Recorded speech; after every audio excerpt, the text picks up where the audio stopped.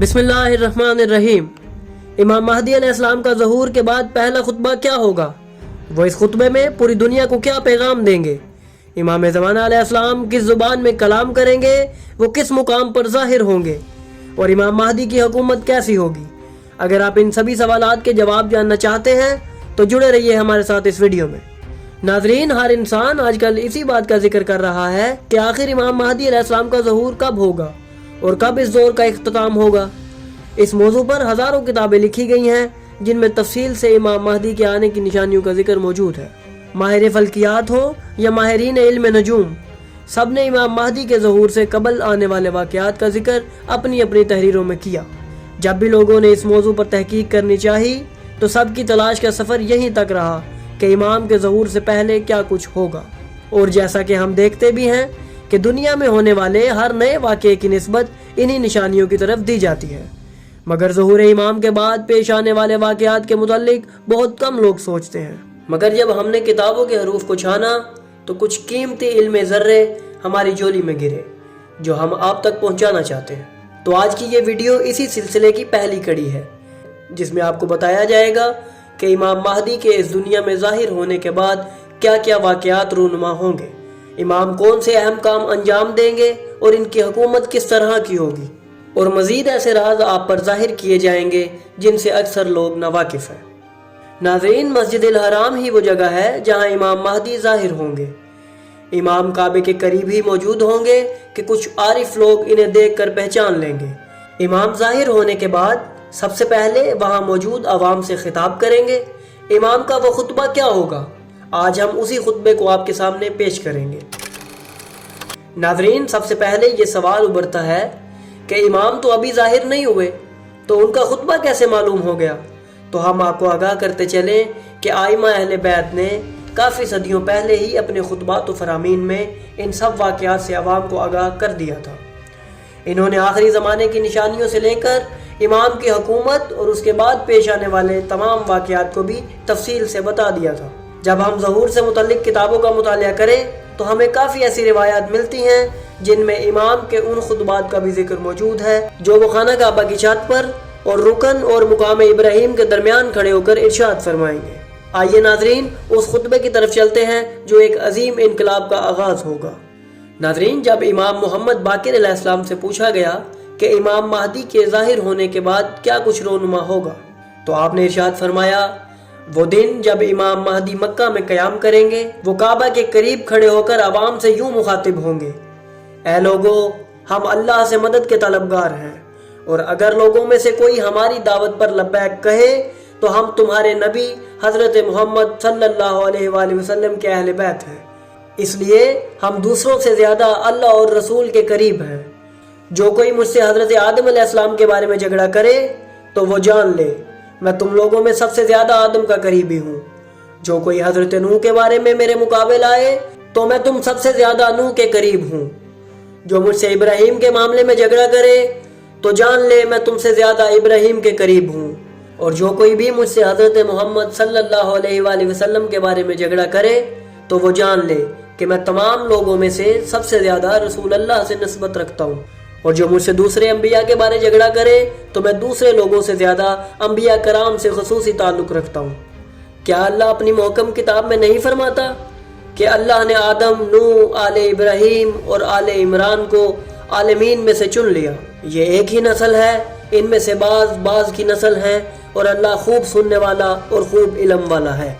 میں آدم کا بقیہ ہوں، نوح کا ذخیرہ ہوں، ابراہیم کی آل سے چنا ہوا ہوں، اور رسول اکرم کی آل میں سے منتخب کیا گیا ہوں۔ ان سب پر اللہ کا درود پہنچے۔ خبردار، جو کوئی مجھ سے کتاب خدا کے بارے میں جھگڑا کرے تو میں لوگوں سے سب سے زیادہ کتاب خدا کا حقدار ہوں۔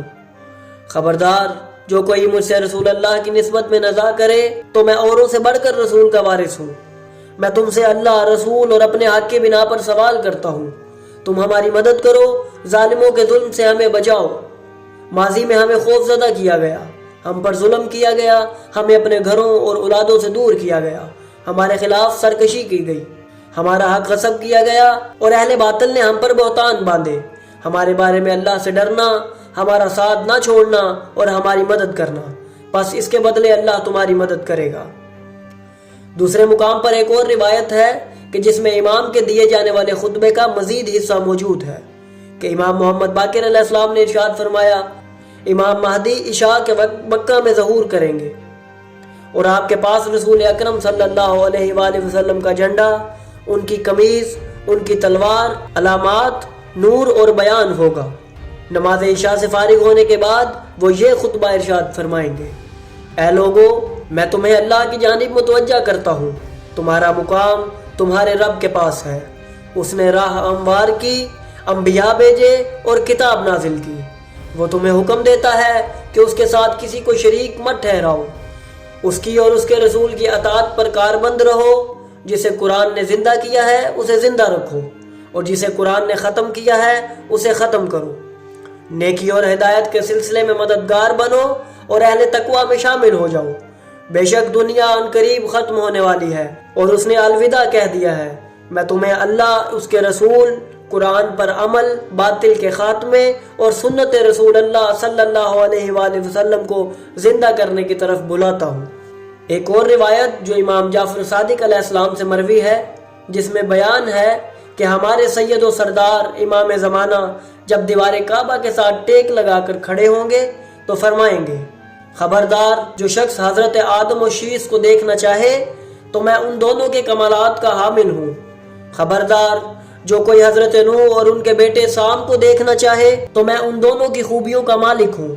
خبردار، جو کوئی بھی حضرت ابراہیم اور حضرت اسماعیل کو دیکھنا چاہے تو مجھ میں ان دونوں کے اوصاف موجود ہیں، خبردار، جو حضرت عیسیٰ اور حضرت شمون کو دیکھنا چاہے تو میں ان دونوں کے خصائص سے آراستہ ہوں، خبردار، جو حضرت محمد اور امیر المومنین علی علیہ السلام کو دیکھنا چاہے تو میں ان دونوں کی خاصیتوں کا مرقع ہوں، اور کوئی شخص بھی امام حسن اور امام حسین علیہ السلام کی زیارت کرنا چاہتا ہے تو پس جان لے کہ میں ان دونوں کے کردار کا مالک ہوں، اور جو امام حسین علیہ السلام کی نسل میں سے تمام اماموں کو دیکھنا چاہتا ہے تو وہ مجھے دیکھے، مجھ میں ان سب کا عکس نظر آتا ہے۔ ناظرین، روایات میں ملتا ہے کہ امام کے اس خطبے کو وہاں موجود لوگوں کے علاوہ دنیا میں ہر مومن خواہ جہاں بھی موجود ہوگا اس خطبے کو اپنی زبان میں سنے گا۔ اس بات کو آج ہم بہتر طریقے سے سمجھ سکتے ہیں کیونکہ آج کل ٹیکنالوجی جس قدر ترقی کر چکی ہے کہ دنیا کے ایک گوشے میں ہونے والا واقعہ چند لمحات میں پوری دنیا میں پھیل جاتا ہے۔ یہ تو انسان کی بنائی ہوئی ٹیکنالوجی ہے، اور وہ جو تمام عالمین پر حجت ہے اور اللہ کے امر سے ہر کام کرنے پر قدرت رکھتے ہیں، ان کے پاس موجود قوت اس سے کہیں زیادہ طاقتور ہوگی، جس سے وہ اپنا پیغام بغیر کسی رکاوٹ کے پوری دنیا میں پہنچا سکیں گے،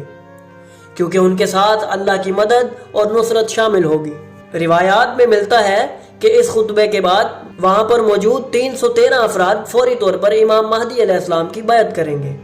جس کے بعد امام اپنی ایسی فوج تیار کریں گے جو اس دنیا کا نقشہ بدل کر رکھ دے گی اور اس دنیا سے ظلم و جور کا خاتمہ کر دیا جائے گا، اور ایک ایسی حکومت وجود میں آئے گی کہ جس میں تمام اہل دنیا مل کر مثالی زندگی گزاریں گے، ایک ایسی پرامن حکومت جس میں شیر اور بکری ایک ہی ندی سے پانی پئیں گے اور ہر مومن اپنا غصب کیا گیا حق واپس حاصل کر لے گا۔ امام یہ حکومت کس طرح چلائیں گے، ان کا دستور عمل کیا ہوگا، ان کے دور میں مومنین کس طرح زندگی گزاریں گے، یہ سب روایات ہم آپ کے سامنے وقت کے ساتھ ساتھ پیش کرتے رہیں گے۔ تو اگر آپ کو ہماری یہ کاوش اچھی لگی تو ہماری ویڈیو کو لائک کریں، ہمارے چینل کو سبسکرائب کریں اور بیل آئیکن کو بھی دبا دیں تاکہ آپ کو ہماری آنے والی مزید ویڈیوز ملتی رہیں اور آپ علم سے مستفید ہوتے رہیں۔